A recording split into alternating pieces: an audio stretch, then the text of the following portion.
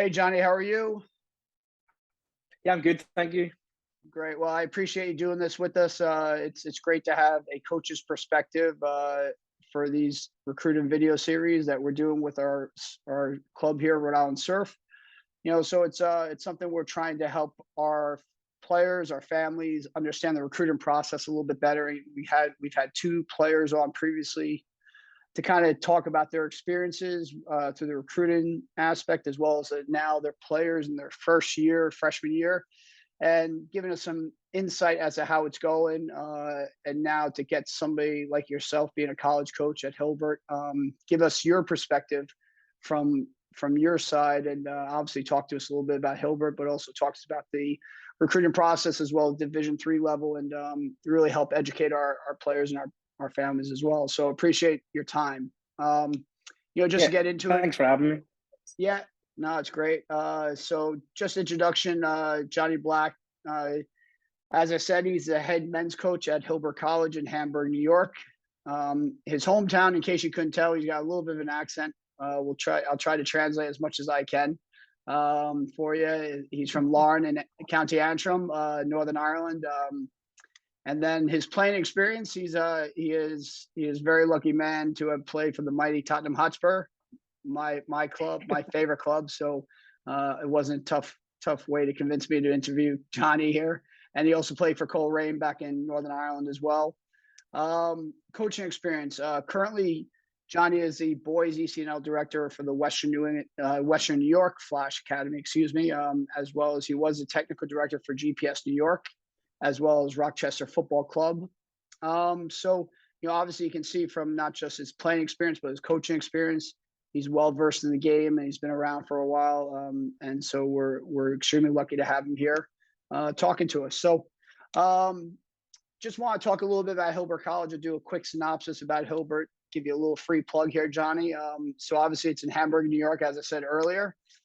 Some of the majors that they offer are accounting, business management, biology, criminal justice, forensic science, crime scene investigation, and then political science, and a 4+1 master's. We had one of our previous players on earlier, and they were doing a 4+1. Some people asked me about that. And so just to explain real quickly, 4+1 means that you do your undergraduate in 4 years, but then one more year will get you your master's in that focus as well. So it's a great situation if you can find a school that offers that. But Hilbert College also offers a few graduate programs that obviously it's a great benefit to have graduate programs at your school that you attend. And then population of Hilbert is 1,000 undergraduate, and then student to teacher ratio is 12 students to every one teacher, which is great for those students who really want to go to a smaller school, have a little bit more of an intimate environment. And then as far as housing goes, on-campus housing as well as apartment style housing for your upperclassmen. So obviously it's a nice field at Hilbert College, smaller school that obviously offers that opportunity to go play Division III soccer and also go to school at something that's a little more intimate. So Johnny, I think one of the things I'd really like to start with and just put out there is I think there's a lot of confusion, misconception about the difference between Division I, Division II, and Division III. I think a lot of people don't understand that doesn't necessarily talk about the level of soccer. It's more about the size of the school. It's more about the athletic funding as well as the number of varsity sports that the school offers, as well as the athletic scholarships, which is Division I, Division II. And then where the academic focus is more on the Division IIIs. Now, not to say Division I, Division II don't have very, very strong academic institutions, but Division III as a whole is more about the academic focus of the student athlete. I think that's what a lot of people don't understand, and I just wanted to put that out there. Do you have anything additional that you think is necessary for our families to understand as well? No, just they shouldn't look at the numbers or the letters. They should just be fixating on what as a student athlete you're looking to get out of the experience. Are you looking to come to a school, attend a school, get the highest academic award, undergraduate degree, master's degree? What's your end goal? How do you get there? Do they have a soccer program? What's the level of soccer? Use it as a ways and means to get admitted into the school of your dreams type of thing, rather than fixating on the soccer program being the be all and end all, or they wear a nice uniform and I like their grass field.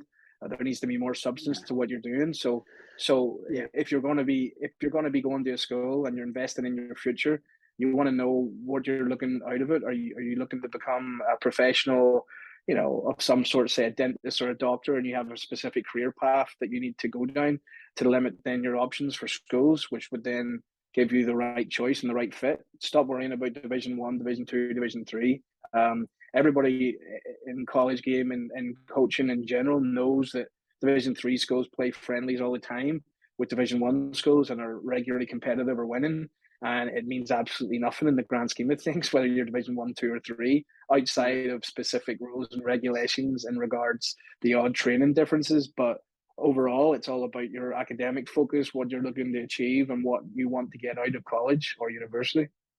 Yeah, I mean, I've been around long enough to have gotten to see some really, really high level soccer, Division 3 level, and I've been around Division 1 soccer. I've seen some poor level, and so it's really not about the level of soccer. And I just want to emphasize that it's a lot. There's a lot of other factors involved. So, and I hope people look at it for the right reasons. Jonny, tell me a little bit about Division 3 with the recruiting rules for coaches. Like, what are some of your restrictions with contacting student athletes? Well, we still have certain restrictions. Like generally speaking, you won't get much contact from Division 3 schools, freshmen until you're going into sophomore, junior, and even that it'll be more fleeting because we don't have a national letter of intent in Division 3 soccer, so there's no real timeline in regards you are able to sign and commit to your college by X date. So due to that, then that means that we're almost like a half the time people aspire to play in Division 1, Division 2, and they have Division 3 options as well. And Division 3 coaches, generally speaking, end up being pretty late in the process where student athletes look around, look at their options, maybe aspire to play at a certain college or university, don't get their dream opportunity, and then start looking around elsewhere. Like a commitment, for instance, at most Division 3 colleges will be applying to a school, you get accepted, you put a really small deposit down, and then that's technically your commitment. Whereas Division 1 and 2, you have national letter of intents, which hold a lot more weight to things and can limit and restrict you once you make the decision. Doesn't mean you can't get out of them, but it's a lot harder to. There's not much wiggle room, put it that way. And once you commit, you're really expected to go there. Whereas with Division 3s, we're just looking to make sure it's the right fit. So it's a bit more, later in the day. A lot of the times we end up working on things. So people most of the time are recruiting right through your senior year, whereas top D1s might stop looking by juniors that they're already on the 2025, for instance, right now, rather than looking at 2023s.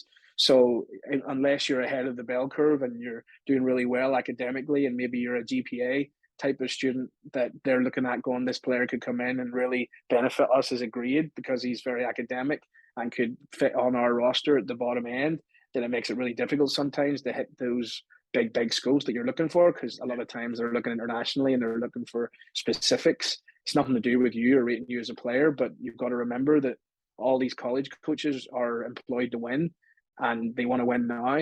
So when they're trying to find people, especially when the COVID extra year, which I'm sure you've explained to parents, but with the extra year of COVID, we've got one more year of eligibility for all students that were affected by COVID. So the transfer portal is insane right now. And I know a lot of schools are actually not even bringing in freshmen because they've got so many transfers and so many people coming back to do postgraduate and degrees and allowing them to play for an extra year. So it's really limiting opportunities for prospective student athletes in certain schools. So when it was hard before, for another year, it's actually it's really difficult. Roster spots are hard to come by, basically. So Jonny, just so let me ask you this question: if a student athlete comes to Hilbert, comes to the campus, are there any restrictions? I'll make a two-part question. They come to campus and they want to meet with you. Are there any restrictions with them contacting you to meet with you in person? And then at a recruiting event, if you're going to a showcase, are there any restrictions with them coming up to introduce themselves, tell you a little bit about themselves? So on campus versus at an event. So on campus, what would happen is you were interested in Hilbert College, for instance. You would go through admissions to set up a visit. They would tell the coach that you're looking to play soccer. They would set up you to meet the faculty of your choice that you were wanting to be shown and wined and dined, basically, to look around the school. They want to show you the classrooms, what they look like. For instance, our school is very big in criminal justice, so they'll want to show you around the classrooms. You go in and it's like crime scene investigation. You'll see like chalk on the ground. You'll see blood splatters on the wall, and trying to be able to read specific uh, things like that, how to look at fingerprints in the labs, and interesting things that you might not really think about until you see there, and it'll open your eyes a little bit. So they want to try and show you that this is super interesting. It's not a normal classroom. Then they'll set up the time for them to come around the athletics department. You'll show them around what your process would be for training, games, where the field would be for practices, where you play, all information, basically what the uniform's like. You get to show them, for instance, around the locker rooms. Um, so it's just a whole process. It's a lot easier to communicate effectively, obviously, when you're doing a visit. But something that people don't realize either is by doing a visit, a lot of education or schools are able to give financial benefits by going and doing a visit. So, for instance, at Hilbert, you get $1,000 off your tuition just by doing a visit. And I know a lot of schools do something similar, especially the private ones, but it's not like they openly advertise it, but they want you to put your boots on the ground to see what it's like. So when you make a decision, the likelihood of you attending that school is much higher than just going through the motions. So there's lots of these little niches and ideas that you need to find out by communicating effectively with coaches. So on the ground for tournaments, uh, rule of thumb is you're not meant to be approaching players during the games and coming up to them after and walking up. You're meant to wait till after the tournament's ended to be able to register interest in players. So don't be expecting a coach to stand around in a corner and wait for you to drag you off the field and say you're my guy. And if you don't get that and you see someone else doing it, just understand that that's basically frowned upon and shouldn't be done. Sure. So what you should be looking for is to be communicating effectively with schools that you're interested in, with a really broad range of schools, from your top dream scenarios of all levels, D1, D2, D3, and then get in contact with them, give them your schedule, follow up with the coaches even if they don't respond, saying, hi, I'm playing in National League Pro this coming weekend. We're leaving on Thursday. Our game times are this time, and the field we're playing on is X, and we'd be great to see you there. Games finish, you might not know if the coach is there or the assistant's there or someone's there to watch. And then after the fact, when you get back, you send another email going like, if thanks for coming to see me if you manage to make it. If not, please see the games attached, to make it impossible for them not to be able to see you, basically. Yeah. Now, all coaches want to see a player in person, but just by being persistent and being up to date, basically consistently communicating effectively, goes a long way. A lot of people send me an email, and if I don't respond inside a week, you never hear from them again.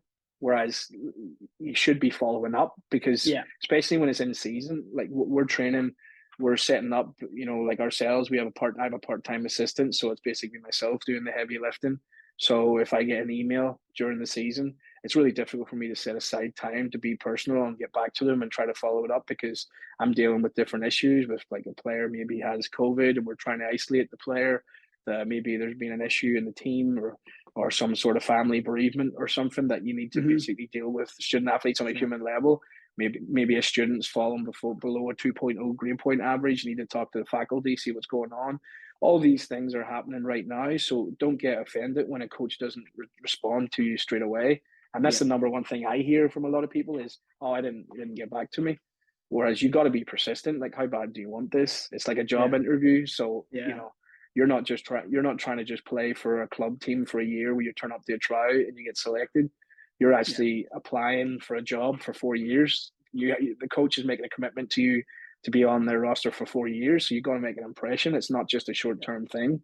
You got to be personable, and they got to want to be around you for 40 years as a person. Yeah. So no, we talk to our players. The one thing I really emphasize with our players is you have to be persistent, because there's 100 other student athletes out there competing for those opportunities, and that's 100 might even be on the lighter side of things. But the biggest thing is you want to make sure that you're staying inside a college coach's frontal lobe. You want to be in their brain. You want them to remember your name. And that comes with just being persistent, because if that coach sees your name often enough, they're going to make it a priority to get to see you because of your interest in that school. And I think that's got to be across the board. And as you said earlier, you have to keep your options open, especially now with this COVID year coming back, with offering players an additional year to come back, and not just 1 year of players, but 2 or 3 years of players now have that COVID year accessible to them. So we talk to players all the time about it, and trying to make sure that they're persistent with their communication. Just a quick tip as well, just Yeah. before you move Yep. on, just it does be short. When you send an email to a coach, from talking to colleagues as well, I find it very useful if you put your name, what class you're in, the Yep. club, and your GPA in the title, so that I can Yep. find you straight away. So I can literally search 2023 and a bunch of players will show up. Whereas if you write, for instance, Hilbert College or something like that as the subject, or something that's Yeah. not really defined or specific, it's a lot Yeah. harder, and you'll go Yeah. missing, so. Yeah, I also talk to players about create a signature. Create a signature with all those key Mm-hmm. points: your name, the club you play on, the graduation year, Mm-hmm. all those things, contact information. So college coaches don't want to see big, long 3-page emails, because you don't have the time to read through all these emails. Just the vitals. Keep the vitals somewhere where Mm-hmm. they can find them easily accessible. And absolutely. Yep. So Johnny, tell me, what is your recruiting calendar for you? What events and tournaments would you attend as a college coach? How often would you get out to see it, college showcases or tournaments to recruit? So I lean on assistant coaches as well to do a lot of work. So for me personally, I'll be at all the ECNL events with the Flash, and I'll be able to recruit while I'm there at those events. We also have an MLS Next club on the doorstep at Empire down the road in Rochester, so you can watch MLS games there. Um, National League's another one. USYS is a good standard just to play in at all the time with Rochester Football Club and GPS.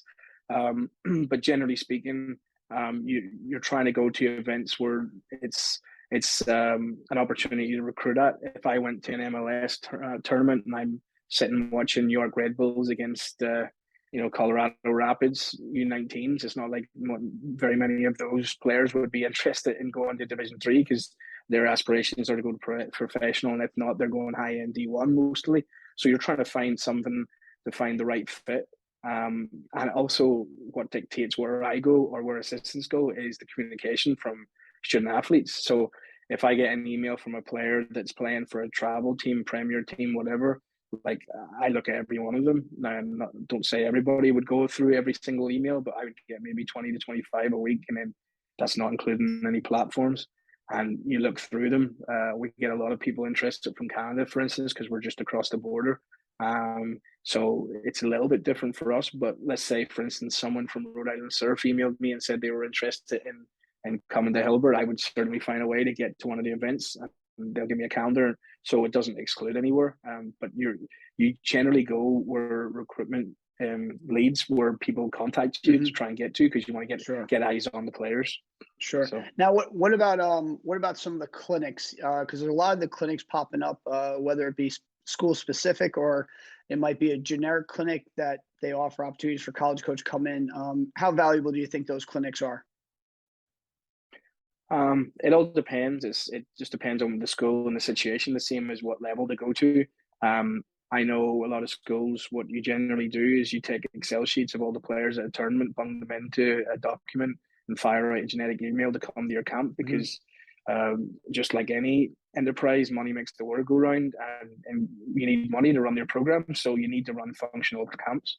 It's not to say that within those camps they don't evaluate talent at a high level, but it's very difficult to wade through it. So you've got to be smart in dissecting what's real and what's just a generic email. So I always recommend to communicate when you get an email and you might think it's generic, and ask the coach to follow up with them and see how many places are left, for instance, in their 2023 class.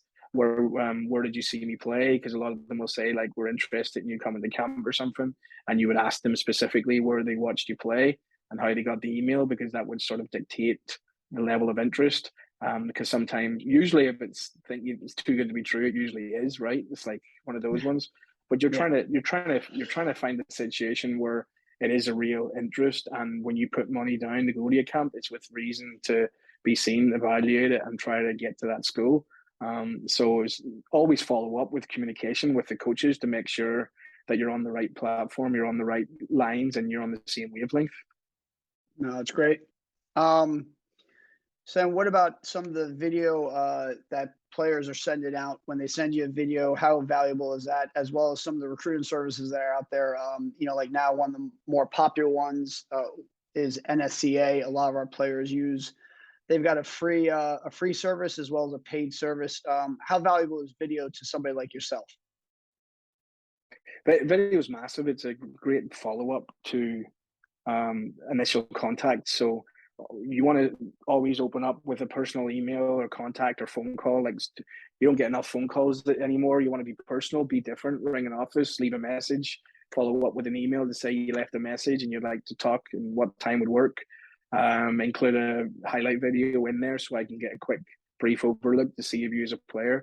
You're never going to judge a player and have them completely nailed down for who they are based off a video, but this is how recruitment starts. Your goal is to open up a dialogue with a coach so it becomes personal rather than random.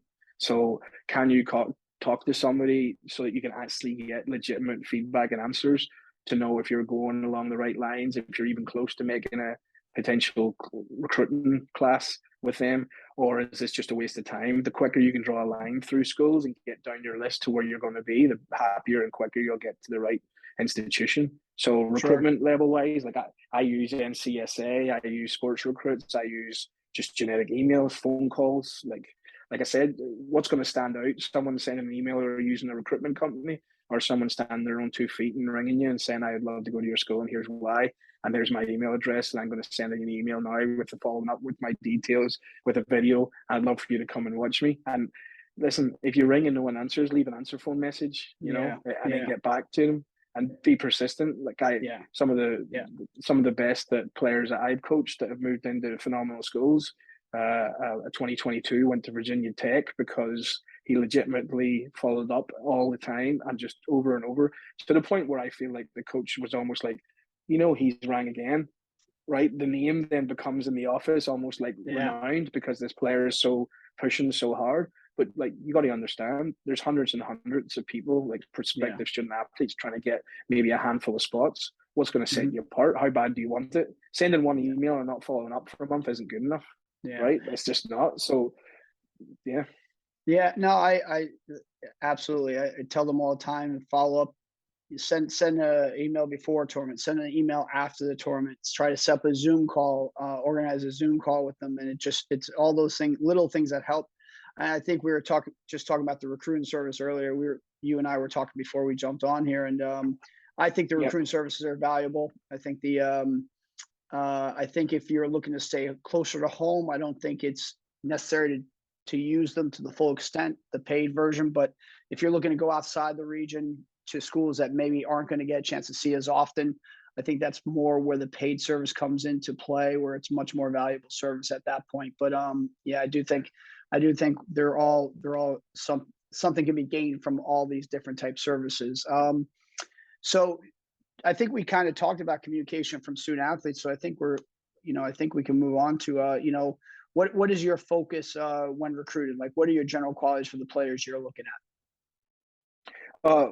Like we said previously, just to go over it again quickly, you're looking for a potential student athlete that you're going to be around consistently for 4 years. You got to remember that it's not a 1 year thing. Sometimes it might be 5-6 years if you're doing a master's degree. So it's not a matter of turning up for a camp and you're going to get evaluated. You have to be sure a prospective student athlete is the right fit. So you want them to fit in personality-wise. You don't want them to stand out, be arrogant, start to upset the apple cart of the team. It's all about meshing to be a big roster of people on the same wavelength, trying to achieve the same goal of winning.